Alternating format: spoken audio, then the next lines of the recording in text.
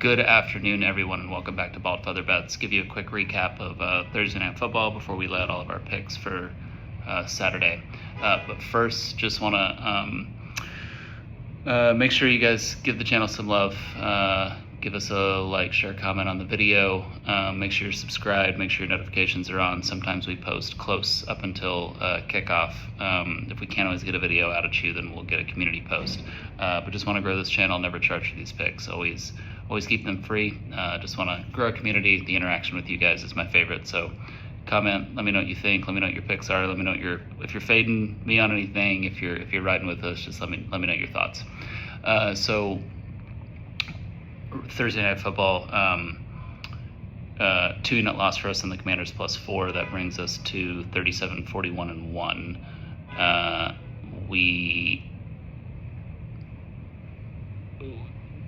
When we were on the Ravens and the Bears, that was right read, right side, wrong outcome.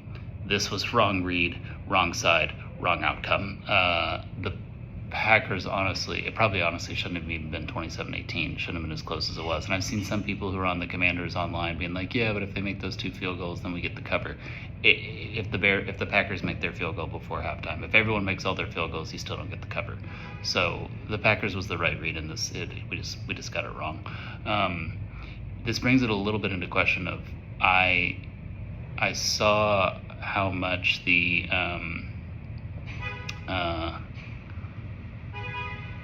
after week 1, I saw how much the sentiment was that is Detroit terrible or are the Packers that good? And I was like, oh, it's probably a little bit of both. Lions replacing 2 offensive linemen, both coordinators, like they were going to struggle. But man, this Packers team is good. Usually the way you would beat the Commanders last year is you would run all over them. And don't get me wrong, the Packers had a run game last night, but it wasn't like they just ran it down their throats the way the Eagles did in the NFC Championship game last year. Like, Jordan Love still had to make plays. They still had to make plays in the passing game. Now, they had plays off of play action, but it wasn't like an overwhelming run, just gash Washington up the middle. They beat them, but then the most impressive part of it was defensively what they did against that Commanders offense.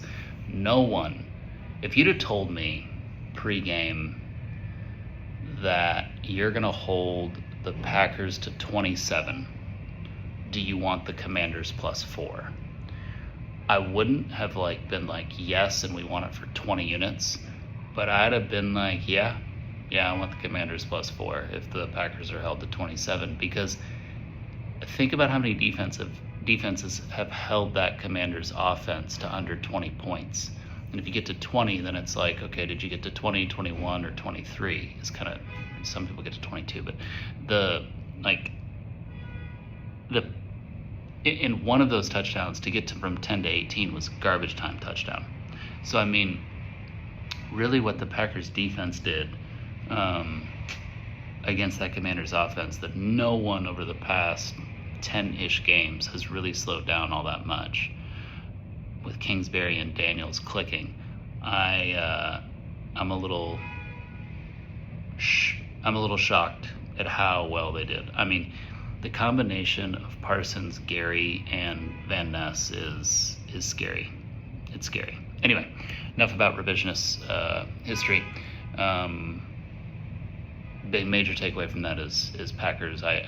Like I told you guys, I have some odds makers and some sharps I respect that had them power rated in the top 3 teams in the NFL, and I'm starting to agree it's no longer a top 5 conversation, it's a top 3 conversation for them. Okay, College Football Saturday. We've actually given you guys all these picks, but we're going to run through them, and we're going to talk about them a little bit more.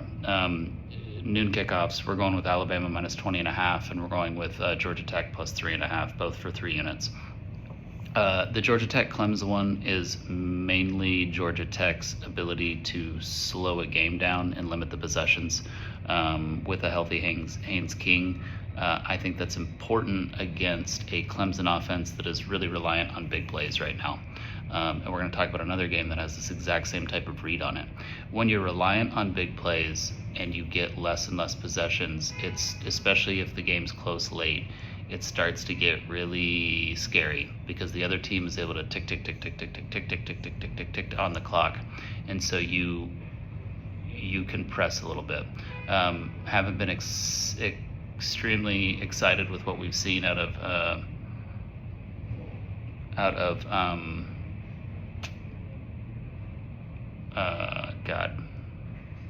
Garrett Riley and the offensive system at Clemson. So it's been a little bit of a push from their side. I do think that they're going to get some of this cleaned up. I do think Clemson's very good, but again, you're not having enough consistent offense to when you're going up against a style of team of Georgia Tech, who's essentially a triple option team that has more weapons and can throw, where you're confident that they're going to be able to, on the road, take a lead and sustain that lead. Because if Georgia Tech gets a lead on you, that's a very difficult thing to overcome with the way that they play. Alabama, Wisconsin, this is a roster game, and if Alabama is prepared, they should win this game 42-10, something like they did last year.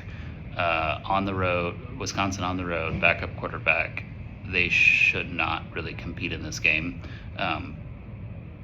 We'll see if Alabama has some of the issues corrected that have to do with their ability to perform. We will be at the game in Tuscaloosa between Wisconsin and Alabama, so we will have boots on the ground to be able to see what the vibes are of the Alabama players and if they're locked in. But I think they will be. I have a feeling that they will be, and we like a minus 20.5 for 3 units. Moving into 3:30, we have Georgia -3. That one's also for 3 units. This game has been brewing this is year 4 now. So 3 years ago, Tennessee beats Alabama. It's a shootout. They go in to play Georgia, and Heupel wants to run the ball. He wants to be physical, and they go up against Georgia, and it's just a Michigan, Georgia 2021 theory, where one team is not as good as another team, and they're trying to run the exact same thing, and they're not able to. And so ultimately they push, and they're not able to get it done. So Georgia bludgeons them, beats them at their own game. Tennessee gets murdered, doesn't work out. Next year, Joe Milton at quarterback. Tennessee gets a 75-yard touchdown to start the game. Looks like, hey, they might be able to run. They get a little bit more going, but at the end of the day, Georgia's still able to just play their game and beat them running the ball. Then finally, last year, Tennessee gets up early on them, and Georgia can't just beat them by running the ball, and Georgia has to pass in order to come back, and they were able to. Beck actually looked very good in that game. The wide receivers won the 50-50s, which they weren't really the rest of the year, and they're able to pass. They're able to get a W. So now we are looking at 2024. So there's 2 questions. A, does Tennessee continue that run where they actually force Georgia to pass to beat them? That's question 1. And then B, if they do, given they have both their starting cornerbacks out and a defensive lineman out, and an offensive tackle, but that doesn't refer to the defense, are they able to hold Stockton in the passing offense? I think the answer to one of those 2 questions will be no, and we're going with Georgia -3 for 3 units.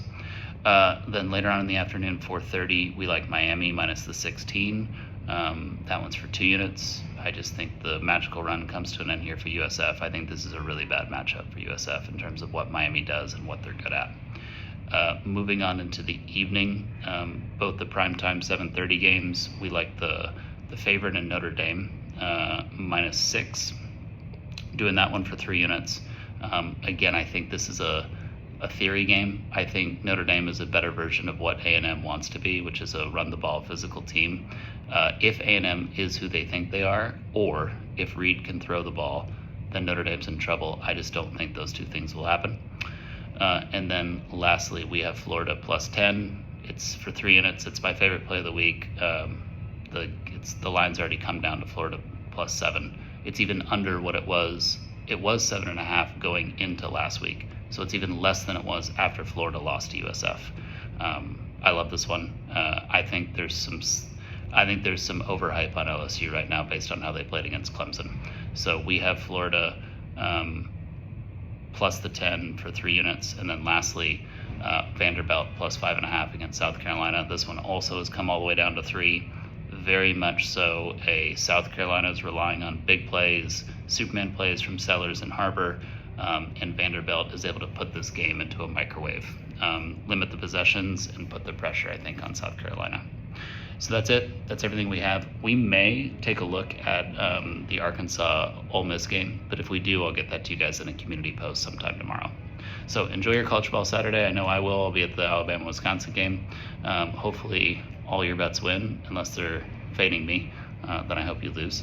But if not, show the video some love, please. Have a great rest of your day. And again, enjoy your day. Enjoy your football Saturday again tomorrow.